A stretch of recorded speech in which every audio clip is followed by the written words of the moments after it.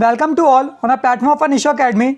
आज हम class 12th की हिस्ट्री की फर्स्ट बुक भारतीय इतिहास के कुछ विषय का चैप्टर सेकंड राजा किसान और नगर का पार्ट 6 डिस्कस करने जा रहे हैं। ऑलरेडी पार्ट 1 to 5 हमने डिस्कस करा हुआ है, प्लेलिस्ट में अपलोडेड है।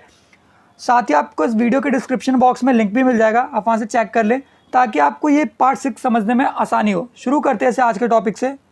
ये कुछ टॉपिक्स थे जिन्हें मैंने सोचा शायद आपके साथ डिस्कस करना ज़रूरी है। हालांकि हमने इनमें से कुछ टॉपिक्स ऑलरेडी कवर किए हुए हैं, बट डिस्कशन मोड में इनका आना ज़रूरी था क्योंकि एक के बाद एक टॉपिक एक दूसरे से कोरिलेट है, इसलिए हमने यहाँ पे इन टॉपिक्स को ले रखा है। तो पहले बात करते हैं धम्मा से क्या अभिप्राय है। धम्मा का मतलब धमी है, ठीक है। अच्छा, सबसे पहली बात कि ये जो बौद्ध धर्म था, जैसे कि आपको पता होगा बौद्ध धर्म को शुरू करने का क्रेडिट किसको जाता है, ठीक है। ऑलरेडी हमने डिस्कस किया था कि गौतम बुद्ध जिन्होंने बौद्ध धर्म को बहुत बड़े लेवल पे जो लेके आए, ठीक है। साथ ही साथ बौद्ध धर्म को अपनाया किसने, अशोक ने, ठीक है। तो हम बात करते कि बौद्ध धर्म क्या था, ठीक है। तो सिंपल सी बात है कि बौद्ध धर्म एक नियमावली थी, एक कानून था जिसके अंदर अशोक के अभिलेखों के बारे में लिखा हुआ है कि हमें धर्म का प्रचार कैसे करना है। इसके अंदर शामिल था कि हमें बड़ों के प्रति आदर रखना चाहिए, जैसे सन्यासी हैं, ब्राह्मण हैं, उनके प्रति उदार रहना चाहिए, ठीक है। सेवकों, दासियों, ठीक है, जो भी हमारे नौकर चाकर होते हैं उनके प्रति हमें उदार रहना चाहिए, उनके बारे में गलत नहीं सोचना चाहिए और दूसरों के धर्मों के प्रति हमें आदर रखना चाहिए। जैसे कि अशोक ने क्या बोला था कि जो धर्म है वो एक ऐसा सिद्धांत है जो सार्वभौमिक है। सार्वभौमिक मतलब सभी के लिए समान है। जैसे कि आपने सुना होगा जो बौद्ध धर्म है वो इंडोनेशिया में भी पाया जाता है, चीन में भी पाया जाता है और भी डिफरेंट प्लेसेस पे बौद्ध धर्म को देखा जा सकता है, ठीक है। अशोक का मानना था कि धर्म के माध्यम से लोगों का जो जीवन है इस संसार में इसके बाद और अच्छा हो जाएगा। क्यों? क्योंकि देखो बौद्ध धर्म ना लोगों को दुखों से मुक्ति देने का कार्य करता है। तो अशोक ने यह माना कि बौद्ध धर्म को अपनाने का मतलब है अपने जीवन को अच्छा बनाना, ठीक है। अच्छा, अशोक ने धर्म के प्रचार के लिए क्या क्या किया, तो बात करते हैं अशोक ने धर्म के प्रचार के लिए किस तरह की चीज़ों को करा। तो बेसिकली जो अशोक था उसने प्रचार के लिए अधिकारी वर्ग नियुक्त किया था, जिसे वो क्या कहता था, धम्म महामात्या, ठीक है। महामात्य का मतलब आज के समय है प्रधानमंत्री, ठीक है। उसने अपने 13वें शिलालेख जो था उसने धर्म की बातों को लिखवाया। उसने ये लिखवाया कि बौद्ध धर्म कैसा है, कितना अच्छा है, ठीक है। धार्मिक संप्रदायों की देखभाल की बात करी, ठीक है। उसने अलग अलग अधिकारियों को रखा, ठीक है, उन्हें वेतन दिए। सोचो, धर्म को अच्छा रखने के लिए अधिकारी रखे जा रहे हैं, वेतन दिया जा रहा है, ठीक है। उसके साथ साथ उसने गरीबों को क्या बोला कि गरीब जो होते हैं ना उनका हमें हमेशा सम्मान करना चाहिए, ठीक है। जैसे दास, धनी, गरीब, वृद्ध, ठीक है, ये जितने भी तरह के लोग हैं ना सबों का होना आवश्यक है और सबों को एक साथ लेके चलना आवश्यक है। तो अशोक ने अपने धर्म के प्रचार के लिए हर जाति, विशेष वर्ग, समूह के लोगों को साथ लेके चलने का सोचा। ओके, अशोक के धर्म की मुख्य विशेषताएं, हालांकि हमने प्रीवियस वीडियो में पार्ट 5 में डिस्कस किया हुआ है, बट मैं इसे यहाँ पे एक बार और डिस्कस कर देता हूँ फटाफट आपके साथ कि बेसिकली जो अशोक के मुख्य जो धर्म की मुख्य विशेषताएं हैं वो रिलेट किस पे करती है, नियम और कानून पे करती है। जैसे कि नैतिक जीवन व्यतीत करना। नैतिक जीवन व्यतीत करने का सिंपल सा मतलब क्या है कि धर्म के अनुसार ये बोला जाता है कि मनुष्य को सामान्य ना सदाचार में जीवन जीना चाहिए, यानी जो नियम कानून है उसके बाहर चीज़ों को नहीं करना चाहिए, ठीक है। वासनाओं पर नियंत्रण रखना चाहिए, यानी इसका सिंपल सा मतलब है कि देखो सिंपल सी बात है, हम सब ह्यूमन बींग्स हैं, हमारी खुद कुछ फिजिकल नीड्स होती हैं, ठीक है। तो हमें फिजिकल नीड्स के साथ साथ या जो हमारी डिज़ायर्स होती हैं उनको काबू रखना चाहिए। ये नहीं कि हमें हर वो चीज़ करनी है जो चीज़ हमारे लिए ठीक नहीं है, क्योंकि हम एक इंसान है, रैशनल पर्सन है, तो हमें वो चीज़ें नहीं करनी चाहिए जो वास्तविकता में ठीक नहीं है। लालच होना ठीक है, बट किसी चीज़ को किसी कंडीशन से ज़्यादा करना वो गलत है, क्योंकि जब भी हम किसी चीज़ को ज़्यादा करते हो तो वो अति की ओर पहुँचती है। अति की ओर मतलब नुकसान की ओर, ख़त्म होने की ओर पहुँचती है। ओके, दूसरे धर्मों का सम्मान करना। तो अशोक ने क्या कहा, अपने धर्म के साथ साथ दूसरे धर्मों को सम्मान दो, सहिष्णुता पूर्वक देखो, ताकि आपका धर्म और दूसरा धर्म एक साथ मिलके चल सके। ओके, जीव जंतुओं को क्षति ना पहुंचाना।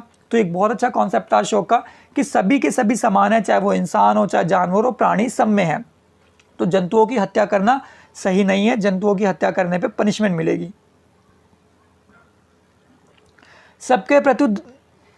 सबके प्रति दयालु बनना। तो अशोक ने माना था चाहे नौकर हो, चाहे छोटा व्यक्ति हो, चाहे किसी भी जाति, कास्ट, विशेष वर्ग का व्यक्ति हो, सभी के प्रति हमें सम्मान रखना चाहिए, सम्मान मानना चाहिए। ओके, सभी का आदर करना, चाहे वो हमारे छोटे हों, हमारे घर में गुरुजन हो, पिता हो, चाहे कोई भी हो, हमें उनका सम्मान करना चाहिए, ठीक है।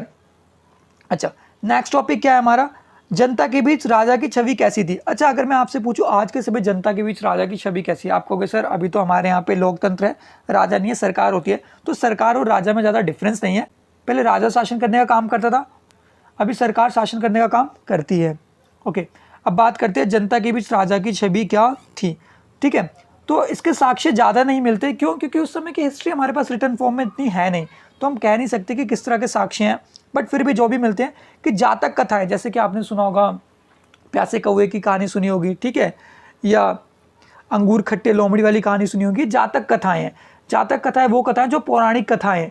ठीक है, इन कथाओं के आधार पर माना जाता है कि राजाओं या उस समय की प्रजा इस तरह से रहती थी। ठीक है, ये सारी चीज़ें लिखी है। ये कहानियाँ मौखिक होती थी। ठीक है, और इन्हें बेसिकली पाली भाषा में लिखा गया था। ठीक है, माना जाता है। और ये ना कहते ना एक तरह की ऐसी जातक कथाएं थी जिसके अंदर प्रजा के दुख के बारे में बताया गया था कि प्रजा के साथ राजा इस तरह से करता है। ठीक है, राजा को ऐसा नहीं करना चाहिए, ये सारी चीज़ें इसके अंदर बताई गई थी। ओके, 6वीं शताब्दी ईसा पूर्व देखते हैं उपज बढ़ाने के क्या क्या तरीके थे। तो बहुत सिंपल से तरीके क्या थे, हल का प्रयोग करना। ठीक है, अगर आप लोग कभी गांव गए हो तो आपने देखा होगा, आज तो हमारे यहाँ ट्रैक्टर होते हैं, गांव में आज भी बहुत सी जगहों पे हल चलते हैं। ठीक है, बैल, जैसे आपने हीरा मोती की कहानी पढ़ी हुई क्लास 4th में, 2 बैलों की कहानी। ठीक है, तो हल की मदद से कृषि करना। ठीक है, लोहे के फाल का प्रयोग किया जाना, जिससे क्या थी उपज में एकदम से बढ़ोतरी हो गई। ठीक है, क्योंकि लोहे का फाल होगा तो ज़मीन में ज़्यादा अंदर तक जाएगा तो बीज अंदर तक जाएंगे। ठीक है, फसल को बढ़ाने के लिए कृषक समुदाय ने मिलकर सिंचाई के लिए नए नए साधन को शुरू कर दिया। ठीक है, जैसे कि कृषक ने क्या करा, आपस में ट्यूबवेल होती है या कुएं होते हैं, इसकी मदद से अपनी सिंचाइयों को ढंग से करना शुरू करा। ठीक है, फसल की उपज बढ़ाने के लिए इन्होंने क्या किया, जगह जगह पर तालाब, कुएं, नहर, सिंचाई, ठीक है, आदि तरह की चीज़ों को बनाना शुरू करा, जिससे क्या हुआ, इनकी उपज बहुत बड़ी मात्रा में बढ़ गई। ग्रामीण समाज में विभिन्नता, बात करते ग्रामीण समाज में कैसी विभिन्नता थी। पहले उपज बढ़ाने का लाभ सबको नहीं मिलता था, सीधी सी बात है। जो पैसे वाला था, जो बड़ा किसान था, उसे ज़्यादा प्रॉफिट मिलता था, छोटे किसानों को तो ना के बराबर ही प्रॉफिट मिलता था। भूमिहीन किसान ज़्यादा हो गए थे। ठीक है, अब सीधी सी बात है, ग्रामीण समाज है तो जिनके पास लैंड नहीं है वो दूसरों के लैंड पे जाके वर्क करेंगे तो वो भूमिहीन किसान ही कहलाएंगे। ठीक है, बड़े जमींदार, ग्राम्य प्रधान बहुत ताकतवर होते थे। ताकतवर इन द सेंस वो जो चाहे वो करते थे। ठीक है, वो अपने यहाँ पे जो फार्मर्स थे उनका जितना हो सके उतना एक्सप्लॉइटेशन करते थे। ठीक है, और जबकि जो छोटे किसान थे ना, वो क्या थे, कर्ज में दबे रहते थे, वो बेचारे कुछ कर ही नहीं पाते थे। ठीक है, अब यहाँ पे जो प्रधान शब्द हमने यूज़ किया वो क्या था, एक वंशानुगत शब्द था। यानी सीधी सी बात है, कोई व्यक्ति है, उसके बाद जो उसका उत्तराधिकारी होगा उसका पुत्र होगा, चाहे वो अनकैपेबल हो, उसे पता ही ना हो किसी चीज़ के बारे में, बट जो पद मिलेगा वो किसे मिलेगा, उसे ही मिलेगा। ठीक है, अच्छा बात करते हैं सिक्के और राजा। अब देखो, कोई भी साम्राज्य हो, सिक्के तो होंगे और राजा ऑब्वियसली अपनी शान किससे दिखाएगा, सिक्कों से दिखाएगा, कॉइन से दिखाएगा। कुछ ने तो गोल्ड कॉइन चलवाए और कुछ ने क्या चलवाए, मिट्टी के सिक्के, कुछ ने शीशे के सिक्के चलवाए। ठीक है, अच्छा बात करते हैं सिक्के और राजा। ठीक है, तो सिक्कों के चलन से क्या शुरू हो गया, व्यापार शुरू हो गया। अब देखो, सिक्के होंगे तो व्यापार शुरू होगा ही। ठीक है, अच्छा चांदी के सिक्के देख सकते हैं हम, आहत सिक्के। देखो आहत सिक्के का मतलब क्या है, मैंने एक इमेज बनाता हूँ। देखो ये मान के चलो, ये एक पत्थर है, यहाँ पे ना एक डिज़ाइन रखा हुआ है, इसके ऊपर आपने लोहे की कोई धातु रख दी और ऊपर से आपने बहुत तेज किसी और चीज़ से इसके ऊपर प्रहार किया, अटैक किया। अब ये क्या होगा, ये दोनों एक दूसरे आपस में टकराएंगे और इसके ऊपर नीचे वाले की छवि बन जाएगी। तो इसे कहते हैं आहत सिक्के, जिसे ठोक ठोक के बनाया गया। ठीक है, अब ये सिक्के मिले कहाँ होंगे, सीधी सी बात है, खुदाई में मिले होंगे। ठीक है, ओके, आहत सिक्कों के ऊपर ना प्रतीक चिन्ह बनाए जाते थे, जैसा कि अभी हमने डिस्कस करा। ठीक है, सिक्के कौन जारी करता था, अब बहुत सिंपल सी बात है, आप कह सकते हो सर सिक्के जारी करता था राजा। ठीक है, प्रजा तो सिक्के जारी नहीं करेगी ना, अगर प्रजा सिक्के जारी करेगी तो हम किसकी फोटो लगाएंगे, अपनी अपनी फोटो लगा के घूमेंगे सिक्कों पे। ठीक है, ओके, शासकों की प्रतिमा होती थी, उनके नाम होते थे, जैसे कि आपने यूनानी शासकों को देखा होगा, इसको छोड़ के कुषाण वंश के शासकों को देखा होगा। ठीक है, चंद्रगुप्त मौर्य, सबों ने अपनी अपनी इमेज लगवाई है। जैसे कि आपको पता है अमेरिका की करेंसी, ठीक है, डॉलर, उस पर किसकी फोटो है, जॉर्ज वाशिंगटन, वहाँ के प्रेसिडेंट। इंडिया पे father of nation Mahatma Gandhi, Pakistan की करेंसी पे जिन्ना।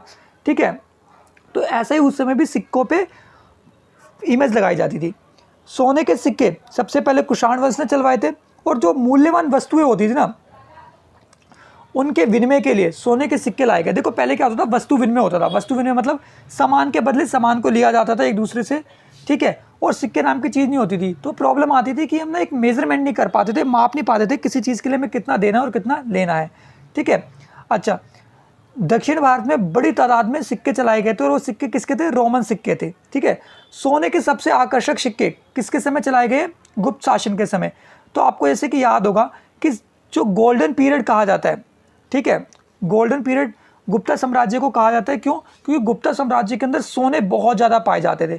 ठीक है, बट अगर वहीं पे हम आर्किटेक्चर के वे में, ठीक है, अगर आर्किटेक्चर के वे में हम गोल्डन पीरियड की बात करें तो गोल्डन पीरियड किसका माना जाता है?